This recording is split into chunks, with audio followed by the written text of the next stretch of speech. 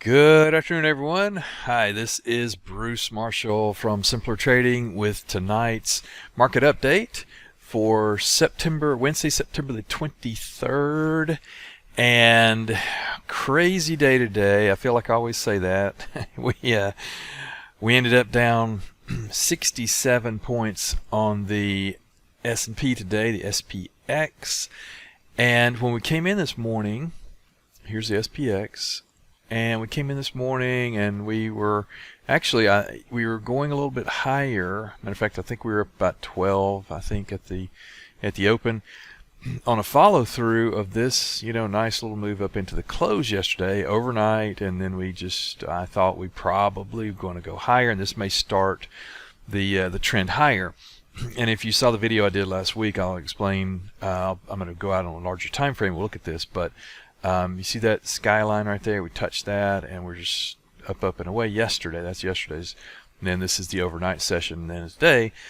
But what we had today is Fed speakers speaking all day long, every hour on the hour, from 10 to 3, I believe. We had Powell and, all the speakers. Mnuchin was speaking. The House did pass the short-term spending bill to keep the government running, but I think that implies, or the thought is that will delay stimulus package. So we had a lot of things going around today in the news, and obviously the market didn't like it. We came down. These lines are voodoo lines. This is a snow line right here. The white line is a snow line, right? We came down, tagged the snow line, and bounced, and came back down, and we did breach it right here. I use SPX, and I also use ES, the futures contract. And I did have some levels here. This is a micro line here, and we kind of sort of held it enough that I was going to give it the benefit of the doubt, and then we bounced. And I'm looking here and I'm thinking, well, okay, we'll clear this snow line, and if we clear that, we should at least come back up here to the high on the day, and have a maybe an update. This is early in the morning this is 11:30 in the morning, and we tried to get through that snow line, and once we failed, this is the whole waterfall cascading effect.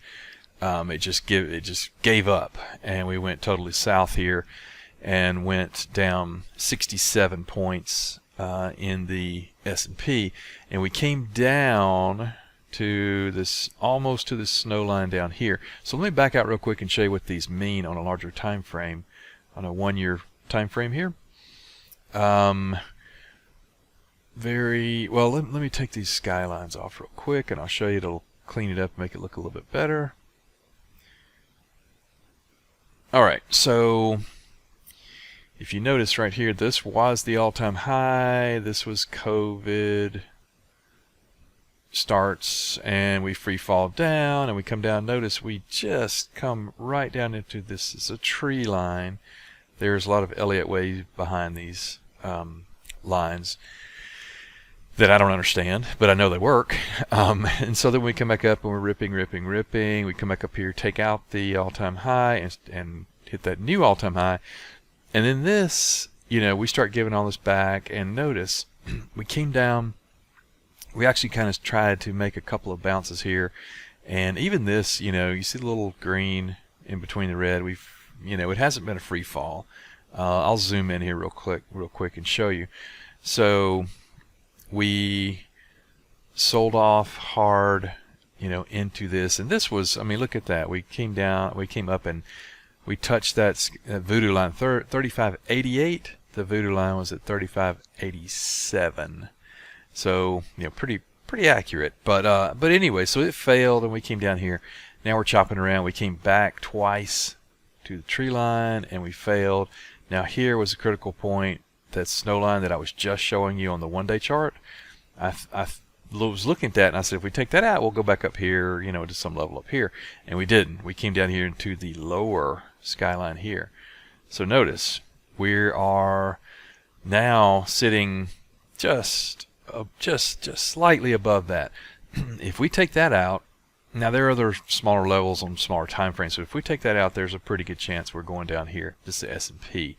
And the NASDAQ looks the same way. The Russell's on its own, doing its own thing. But as far as the S&P, are we going to hold here or not? And again, I wanted to give you a visual of this. Let me go back to the 1-day chart here and show you the lines that we're just talking about here are this one and this one. And again, we're hovering right above it. 32.32, 32.29 is the line. So we're a couple points away from it.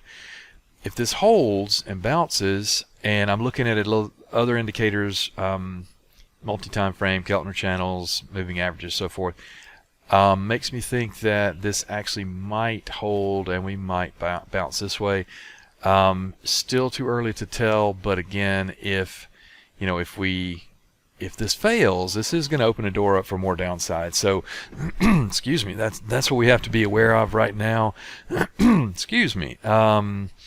Today, this is Wednesday, so we need to be aware that the next couple of days are going to be pretty critical in how the market digests this move today, because the NASDAQ was down 300 and something, and the Dow was down 500 and something, and we may come in tomorrow and buyers come back in and evaluate what happened today and look at what's going on with the Fed and with Congress and so forth.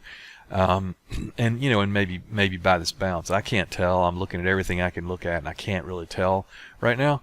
And therefore, I'm super light. I got a lot of cash. I'm just kind of sitting on sidelines and using this as opportunity to pick up some bargains if we do go lower, because I would be a buyer if we go lower. I do not think that this is the start of the end and we're going down here. I don't think that's going to happen. It doesn't look like it to me.